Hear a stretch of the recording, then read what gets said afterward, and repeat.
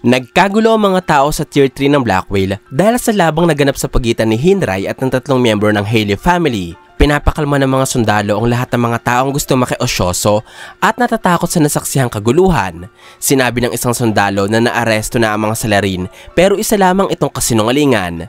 Nagsinungaling ang mga sundalong ito sapagkat kung ating maaalala, iniiwasan nilang magkaroon ng sobra-sobrang takot o pangamba ang mga pasahero, pangyayaring maaaring lumikha ng matinding kaguluhan sa barko. Habang nagkakagulo ang mga sibilyan, biglang tumayo si Padaile mula sa sahig at humarap kay Hinray. Nababalutan ng makapal na aura ang katawan ni Padaile at mukhang wala ito sa sarili. Sa nakaraang kabanata, nasaksihan natin na pinaslang ni Hinray si Padaile gamit ang sarili nitong abilidad. Lumapit ang tatlong sundalo kanila Hinray. Tinanong ng mga ito si Padaile kung gusto ba niyang magsampa ng kaso laban sa mga namaril. Sumagot ng lalaki sa pagkasabi na ayos na ang lahat dahil maliit lamang na hindi pagkakaintindihan ang nangyari. Sa puntong ito, kapansin-pansin na meron talagang kakaiba kay Padaile sapagkat parang naging kakampi na rin siya nila Hinray. Nakilala ng isang sundalo ang underboss ng Shio family kaya tinanong niya ito. Kinumpirma naman ni Hinray ang kanyang pagkakakilanlan at sinabing si Padaile ay isa lamang sibilyan. Kaya inutos ng mga sundalo na makakaalis sa si Padaile. Kung ating babalikan, ipinaliwanag noon na ang mga mafia na nasa loob ng barko ay hindi maaaring manakit ng mga sibilyan. Kaya ang pagkasabi ni Hinray na sibilyan lamang si Padaile ay paraan upang sabihin sa mga sundalo na hindi silang dalawa ni Padaile ang nag-away, kahit kasinungalingan ito. Lumapit ang isang sundalo kay Hinray. Ibinulong nito na mahihirapan silang mga sundalo na pagtakpan si Hinray kung magpapatuloy pa din ito sa pag-atake ng mga sibilyan. Tinanong din ito ng palihim si Hinray kung magkano ang kaya nilang ipambayad para sa lokasyon ng boss ng Haley. Ang mga miyembro ng mafia ay galante at mapagbigay pagdating sa pera. Patunay dito ang pagbibigay ni Hinray ng suhol sa maraming sundalo ng Tier 3 at sa may-ari ng kamera na hiniram ng underboss. Sinabi ni Hinray na handa silang magbigay ng 50 milyon kapag nakumpirma na ng underboss ang katotohanan sa impormasyong makukuha nila. Nangatwiran ng sundalo sa pagkasabi na inilalagay niya sa panganib ang kanyang buhay dahil sa pagbibigay ng sensitibong impormasyong ito. Kinuwento niya din kung paano niya nalaman ang pinagtataguan ng Haley at sinabi ng sundalo na makikipagtulungan siya sa Shio family basta magbibigay ang mga ito ng kahit 30 milyon bilang paunang bayad. Sobrang halaga para kanila Hinray na malaman ang pinagtataguan ng Haley family sapagkat kapag hindi nila napigilan ng kaguluhang idinudulot ng mga kriminal na ito, maaaring malugi ang negosyo ng mga mafia sa barko. Pumayag si Hinray sa kondisyon ng sundalo. Sinabi niya na maghintay lamang ito sa lugar habang kinukuha niya ang pera. Pumayag ang sundalo at sinigurado nito na sasamahan niya sila Hinray sa pinagtataguan ng Haley. Ang mga mafia ay mayroong blueprint ng barko pero dahil siguro sa koneksyon ng Haley family sa Tier 3, nakagawa ang mga ito ng lihim na hideout na hindi nakalagay sa blueprint. Pinayagan na ng mga sundalong dumaan sa pasilyo ang lahat ng sibilyan, habang ang ibang pasahero naman ay nakatitig sa sugotang si Padaile. Ipinakita ng kabanata na kaya pala parang kakaiba ang kinikilos ni Padaile ay dahil nasa ilalim siya ng abilidad ng isang babaeng miyembro ng Shio family. Ito ay si Misha Howe.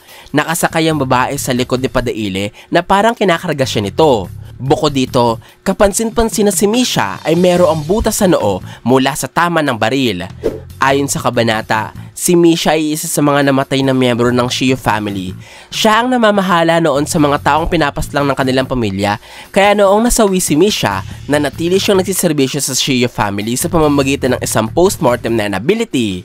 Lumalabas si Misha sa mga taong pinapaslang ng kanilang grupo at dinidispatcha niya ang bangkay ng mga ito katulad ng trabaho niya noong siya'y nabubuhay. Lumipat ang eksena sa mga dugo ni Zakuro na gumagapang sa kisame ng barko. May nakita ang mga ito na isang maitim na lalaking may taas na katulad ng kay Hisoka. Maikukonsidera nating mga nenbist ang bawat patak ng dugo ni Zakuro dahil mistulang meron itong sariling buhay at kumikilos ayon sa kagustuhan ng nagmamay-ari sa kanila. Agad na pinuntahan nila Lynch at Zakuro ang lokasyon ng lalaki. Tinanong ng babaeng mafia kung si Hisoka ba ang lalaki pero nagtaka ito at habang sinasabi na hindi siya ang hinahanap nila, bigla siyang sinuntok ni Lynch. Kaya narinig ng babae ang inner voice ng pasahero na nagsasabing hindi siya si Hisoka. Ang ginawa ni Lynch na biglang pagsuntok sa pasahero ay isa sa mga kondisyon ng kanyang nanability na body and soul. Nagalit ang mga kasama ng lalaki sa ginawa ni Lynch. Pero sumagot lamang ang babae sa pagkasabi na may hinahanap na tao ang Shea family at napagkamalan lamang nila ang pasahero. Kaya kung may problema mga ito sa ginawa ni Lynch, pwede sila magtungo sa Tier 4 upang mabayaran sila ng Shea family bilang danyos perwisyo. Parang naghahanap ng karayom sa damuhan ng Shea family dahil bukod sa hindi nila kilala si Hisoka, hindi din nila alam kung ano ang hitsura nito. Napagtanto ng dalawa ang pagiging komplikado ng kanilang misyon sapagkat hindi din nila alam kung may abilidad ba si Hisoka na baguhin ang kanyang taas. Si Hisoka ay merong ipinakitang kakayahan na nagpahintulot sa kanya makagawa ng prosthetic leg para sa naputol niyang binti. Kaya maaari nating sabihin na kaya niya talagang baguhin ang kanyang taas kung gugustuhin niya. Habang naghahanap ng mataong lugar, may natanawan sila Zakuro na kasing taas ni Hisoka. Ang hindi nila alam, kasing tangkad ito ng hunter sapagkat ito talaga si Hisoka. Wala ng make-up at nakababa na ang buhok ni Hisoka. Mukhang heartthrob na din siya at hindi na mukhang manyakis. Sinundan nila Lynch si Hisoka sa isang mataong pasilyo. Tapos ay tinawag siya ni Lynch at tinanong kung siya ba si Hisoka. Sinagot ito ng hunter gamit ang pagtatanong din kung sino ang babae. Pero imbes na sumagot si Lynch, ibinalik niya ang tanong kay Hisoka at sinabayan niya ng isang suntok sa sikmura. Tumama ang kamao ni Lynch pero nakakabiglang hindi man lamang uminda o nagbigay ng kahit na anong reaksyon si Hisoka. Matapos ito, sa hindi malamang rason, bigla na lamang nawala ng malay si Lynch. Isang pangyayaring ikinagulat ni Zakuro. Alam kong malakas talaga si Hisoka at hindi siya kayang basta-basta pabagsakin ng mga pangkaraniwang non-user. Pero para hindi niya iwasan ang suntok ng isang emitter at mabigyan niya ito ng pag-atake na hindi man lamang napansin ng kapwa niya non-user, ay lubhang kahanga-hanga. Mayroong nagbago sa hunter simula noong nabuhay siya mula sa kamatayan. Yan ang isang bagay na sigurado ako. Humingi ng paumanhin si Hisoka dahil hindi siya nakapagpigil sa pagganti ng atake kay Lynch. Tinanong ng hunter kung sino sila Zakuro. Takot na takot ang lalaki sa kanyang nakita. Ipinagpalagay niya na si Hisoka nga ang kaharap niya dahil sa nag-uumapaw nitong aura at dahil napabagsak agad nito si Lynch. Kaya natanong niya ulit ang lalaking kaharap kung ito nga ba si Hisoka. Mga malalakas na kalaban lamang ang kumukuha ng interes ni Hisoka pero hindi ibig sabihin nito na hindi siya pumapatay ng mga mahihina o ng mga makukulit na insekto. Kalmadong sinabi ng hunter na parang hindi siya naririnig ni Zakuro kaya sinabi ni Hisoka na siya na ang nagtatanong sa puntong ito. Sumagot si Zakuro habang nanginginig sa pagkasabi na hindi niya alam ang dahilan pero kasalukuyan siyang hinahanap ng mga mafia. Kung gusto malaman ni Hisoka ang lahat ng detalye, maaari siyang sumunod kay Zakuro. Ngumiti si Hisoka na parang may binabalak siyang masama. Isang reaksyong lalong nagpatindig ng mga balahibo ni Zakuro. Si Hisoka ay nakakatakot na talaga kahit noon pa. Pero ang aura niya ngayon ay halos kahalintulad din ng aura na kanyang inilalabas sa tuwing siya ay nakakaramdam ng bloodlust. Lumipat ang eksena sa isang bahagi ng Tier 3 kung nasaan si Chodonke. Sumama siya sa mga kapwa niya membro ng Char family para hanapin si Hisoka sa Tier 4. Sobrang gusto ni Chodonke na mahanap si Hisoka sapagkat gusto niya makahingi ng autograph sa mga miyembro ng Phantom Troop kapag nagtagumpay siya sa misyon. Para sa mga di nakakaalam, ang Phantom Troop ay naging sobrang sikat na sa mafia community matapos ang pagpaslang ng mga magnanakaw sa madaming miyembro ng mafia sa York New City. Isa sa mga umahanga sa kanilang kakayahan ay si Chodonke. Natanggap ng underboss ng Char family na si Kenny Wang ang balita ng nangyaring enkwentro ni Hinray kontra sa Hailey. Dulot nito, nagdesisyon si Kenny na pumunta sa lugar upang tagpuin si Hinray. Inutusan ng underboss si Chodonke at ang kanyang grupo na magtungo na sa Area E upang doon hanapin si Hisoka. Kapag natapos na sila sa paggulugod sa lugar, pwede na silang magtungo sa headquarters para ibalita sa Phantom Troop ang resulta ng kanilang paghahanap. Ang Phantom Troop ay kasulukuyang nasa Tier 5. Nanatili sila sa headquarters ng Char family dahil pumasok sila sa isang kasunduan kasama ang mga mafia.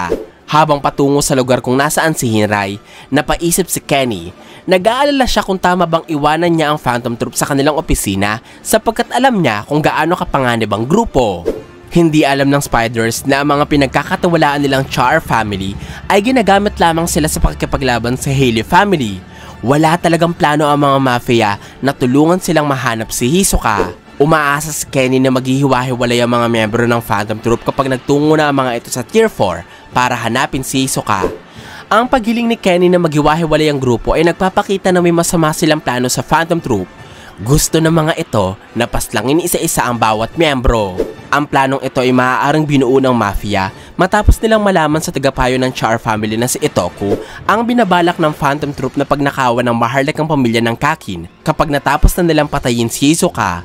Kaya, nirekomenda ni Itoku na patayin isa-isa ang mga spiders. Sa madaling salita, ang Phantom Troop ngayon ay napapaligiran ng malalakas na kalaban mula sa mga mafia, mga hunters, kay Hisoka hanggang kay Kurapika. Senyales na maaaring ito na ang huling arc na makikita nating buo ang grupo. Pinaalalahanan ni Kenny ang mga kapwa niya membro ukol sa pagiging priority ng paghahanap nila kay Hisoka sapagkat ayon sa underboss, magagamit nila ang hunter para ubusin ang Hailey at ang mga membro ng Phantom Troop. Ito ang pinaniniwalaan niyang paraan upang mapanatiling balanse ang lahat sa barko. Hindi pa alam nila Kenny at ng Char family na nahanap ni Nezakuro si Hisoka. Pero ang tanong ngayon ay kung sasama ba ang hunter sa mga mafia upang malaman kung bakit siya nahanap ng mga ito. Hindi katulad ng Shia family, alam ng Char family ang hitsura ni Hisoka sapagkat maaaring binanggit sa kanila ng Phantom Troop na si Hisoka ay dating floor master sa Heaven's Arena. Kaya pinanood ni Kenny ang recordings ng mga naging laban nito. At dito, napagtanto ni Kenny na si Hisoka ay mahirap basahin, katangiang lalong dumadagdag sa pagiging mapanganib ni Hisoka. Lumipat ang eksena sa opisina ng Char sa Tier 5. Makikita si Nobunaga at Finks na nakaupo sa sofa habang si Feita naman ay nagbabasa ng magazine sa kama. Nirekomenda ni Nobunaga na isama nila si Franklin at hatiin nila ang kanilang grupo. Ang dalawa sa kanila ay maghahanap kay Hisoka, samantalang ang dalawa naman ay maghihintay sa opisina ng Char. Nagkomento naman si Feitan na kailangan nilang matutong magpasensya at maghintay. Humiwalay si Franklin sa tatlo sapagkat ayaw nang magnanakaw sa mga maliliit na lugar, maaaring dahil sa laki ng kanyang pangangatawan. Lumipat ang eksena sa kwartong katabi ng silid ng Phantom Troop. Nakarinig ang mga miyembro ng Char family na mga malakas na pagkatok sa pintuan. Bubuksan na sana nila ito sapagkat inaakala nilang bumalik na ang search team. Pero pinigilan sila ng kapwa nila miyembro ng Char. Mukhang takot na takot ito sapagkat sunod niyang tinawagan ng Phantom Troop sa kabilang silid para tingnan ang nakikita nila sa monitor ng security camera sa labas. Hinihintay ng Phantom Troop ang mamamaslang na kumitil ng buhay ng maraming tauhan ng Char family. Kaya ang pagtawag sa kanila ng isa sa mga miyembro ng mafia ay nangangahulugan na nagpakita na muli ang mamamaslang. Makikita sa monitor ang isang kamay na lumabas mula sa pader. Kinakatok nito ang pintuan ng hideout at mukhang gusto sila nitong paglaruan. Maliban dito, nakita din sa isa pang monitor ang pagdating ng iba pang mga miyembro ng Char family. Siguradong sila Chodonke ito na bumalik na mula sa paghahanap kay Hisoka. Ang mga brasong lumabas mula sa lagusan ng pader ay pagmamayari ni Winnie, ang isa sa mga baliw na miyembro ng Hailey family na nagnanais na makasama ang Phantom Troop sa pagwasak sa mundo. Lumabas na mula sa security room ang Phantom Troop, ngunit nagtaka sila nang biglang naglaho ang mga miyembro ng Char family na kanina'y nagbabantay sa pintuan. Sinabi ni Finks na maaaring may dumukot sa mga ito. Nagulat din ang mga tauhan ng Char family na nasa loob ng security room sa biglang pagkawala ng kanilang mga kasama. Pero pinapasok ni Nobunaga ang miyembro ng Char family sa loob. Inutusang isarado ang pinto at bantayan sa monitor sila Chodonke na pabalik na sa hideout. Si Winnie ay merong abilidad na nagpapahintulot sa kanyang makalikha ng mga portal sa pader, kisame o sahig na mga lugar na nabisita na niya noon. Ibig sabihin, dinukot niya ang mga miyembro ng Char family habang abala sila Finks sa panonood ng mga nangyayari sa kamera. Nakatitig ang Phantom Troop sa pintuan ng silid nang biglang merong portal na lumabas sa pinto. Nakasilip dito si Winnie at kinausap niya ang Spider sa pagkasabi na naging ibang tao na ang Phantom Troop at hindi na sila ang grupong nababasa niya sa Wikipedia sapagkat dapat ay tinaraydor ng mga ito ang Char family at magtungo sa mas mataas na palapag para paslangin ang mga mayayamang pasahero. Kahit baliw si Winnie, medyo may punto siya sa sinabi niya na nagbago na ang Phantom Troop. Ang pagbabagong ito ay maaaring resulta ng pagkamatay ng mga kaibigan nila noon dahil sa labis nilang kalupitan sa ibang tao. Tinanong ni Feitan kung anong alam ni Winnie tungkol sa Phantom Troop. Sumagot naman ang kriminal sa pagkasabi na dapat ay inedit niya ang nakita niya sa Wikipedia tungkol sa Phantom Troop sapagkat sinasabi dito na may sa demonyo ang kasamaan ng grupo. Yun pala ay mali ang impormasyong ito. Sumagot si Nobunaga kay Winnie. Sinabi niya na gawin ang magnanakaw ang kanyang gusto at ilagay din ito sa website ang linya na ang Phantom Troop ay hindi nagpapakita ng awa sa mga mangmang na umiinis sa kanila. Hinugot ni Nobunaga ang kanyang espada. at handa na siyang turuan ng leksyon ang walang yang mamamaslang. Marami ang naganap sa kabanatang ito. Una ay ang nalalapit na pagkahanap ni Henry sa pinagtataguan ng Hailey. Ang pangalawa ay ang plano nila Kenny na isa-isahin ang mga miyembro ng Phantom Troop. Ang pangatlo ay ang pagharap nila Nobunaga kay Luwini. At ang pang-apat ay ang pagbabalik at pagpapakita muli ni Hisoka. Sobrang nakakapanabik malaman kung ano pa ang naghihintay sa atin. Sino sa mga karakter na ito ang unang makakatapos ng kanilang mga layunin? Sabay-sabay nating aalamin yan sa mga susunod na kabanata ng Hunter x Hunter. Ito po ang aking full chapter review ng chapter 392 ng Hunter x Hunter. Sana po ay nagustuhan nyo ang aking paliwanag. Kung may mga katanungan pa kayo o gustong idagdag ay wag po kayong mahihiya mag-iwan ng komento sa baba. Maraming salamat po sa panonood ng aking videos. Ako po si JE. Hanggang sa muli!